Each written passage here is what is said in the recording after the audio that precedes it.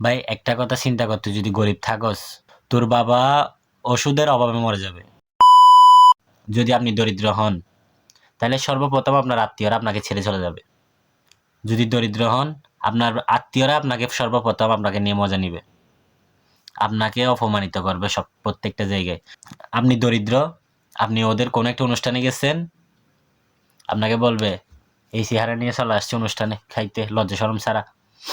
আবার ওই জায়গায় যদি আপনি টাকাওয়ালা হয়ে যান, যে মানুষগুলো ওই কথাটা বলবে না, ঠিক ওই মানুষটাই আপনাকে বলবে যে তো আপনার গাড়ির কি দরকার ছিল, আপনি আমারে বলতেন, আমি নিজে গাড়ি পাঠিয়ে দিতাম, আপনি একা আসছেন, আমি আপনার যাই রিসিভ করে আনতাম। বুঝছেন তো? তো টাকা টাকা হচ্ছে খুব প্রয়োজনীয় জিনিস। Money is not just a paper, it's everything for human.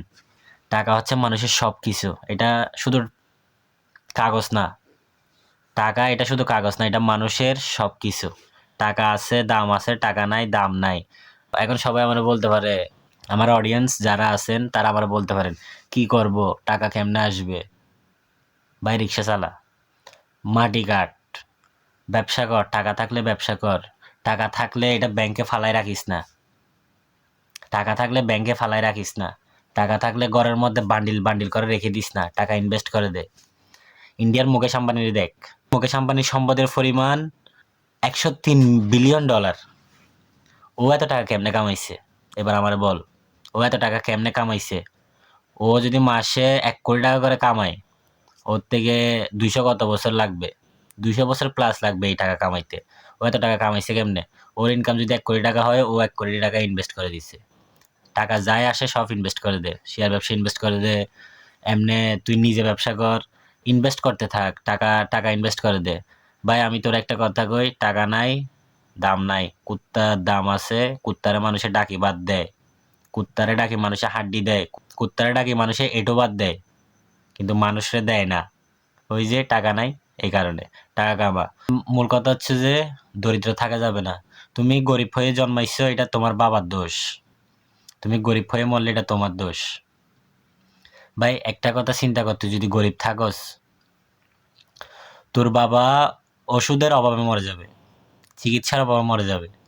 আর তুই যদি ধনী হস, ডাক্তার ডাক্তার শুধু বলবে আমেরিকাতে নিতে হবে, কানাডাতে নিতে হবে, সিঙ্গাপুরে নিতে হবে, তুই শুধু বলবি যে ফ্লাইট বুক কর। এটা বলার অ্যাবিলিটি রাখতে হবে, এমন অবস্থা যাইতে হবে। তুই যদি শুয়ে শুয়ে স্বপ্ন দেখস সবার কাছে আছে, সবাই করতেছে, আমার কি হবে না? আমারও একদিন হবে। এই একদিন হবে এটা যদি চিন্তা করতে থাকস, থেকে যাবে চিন্তায়, থেকে যাবে যে, কিন্তু এটা কোনো কাজে আসবে না। যারা আমার ভিডিও দেখেন তাদেরকে বলি, আমার ভিডিও দেখে যে এর মধ্যে অনেকজন বেকার আছেন, ওদেরকে বলতেছি আমি, আমার কথাটা মন দিয়ে শোনেন। ওইটা হচ্ছে যে আমার ভিডিও শোনার পরে, আমার ভিডিও দেখার পরে অনেকজনে বলে আমি এটা করব, ব্যবসা বাণিজ্য করবো, এ করবো সেই করবো। করবো এটা বলার দরকার নাই, করে দেখা। আমার ভিডিও দেখার পর আমি এটা করব, এটা বলার দরকার নাই। তুই শুধু শুরু কর, এখন থেকে শুরু কর। ফার্স্ট অফ অল নামাজ ঠিক রাখ, ফিটনেস ঠিক রাখ, মেয়েদের পিছনে দৌড়া বাদ দে, নিজের প্রতি মন দে। এইটা হইলে এনাফ। টাকা যদি থাকে সব আছে, টাকা নাই কিচ্ছু নাই। আমার কথা শুনলে তোর খারাপ লাগতে পারে, তুই বেকার, তুই বিয়ে করতে যাচ্ছস, গিয়ে দেখার পর মেয়ের বাপে তোর কি দেখে মেয়ে দিবে? আর তুই বলতেছস তোর মানুষে দেখতে পারে না, তোর মানুষে সম্মান করে না, আদর করে না, তোর মানুষে আপ্যায়ন করে না। কেন করবে? তোর কাছে কি আছে? কি আছে তোর কাছে দেখা। তুই দেখাইতে পারলে হবে। তুই ঘরে ভাত কি দিয়ে খাচ্ছস এটা কেউ দেখবে না, কিন্তু তুই চলাফেরা দেখে বুঝবে, তোর আচার ব্যবহার দেখে বুঝবে যে তুই কি করতেছস। তো লাস্ট থিং হচ্ছে যে দরিদ্র থাকা যাবে না। দরিদ্রতা খুব ভয়ঙ্কর জিনিস। দরিদ্রতা মানুষকে ধ্বংস করে দেয়। দরিদ্রতা মানুষকে ডিপ্রেশনে বুগাইতে বুগাইতে মারে। দরিদ্র থাকা যাবে না। যেমনে হোক টাকা কামাইতে থাক, বাকিটা আল্লাহ ভরসা।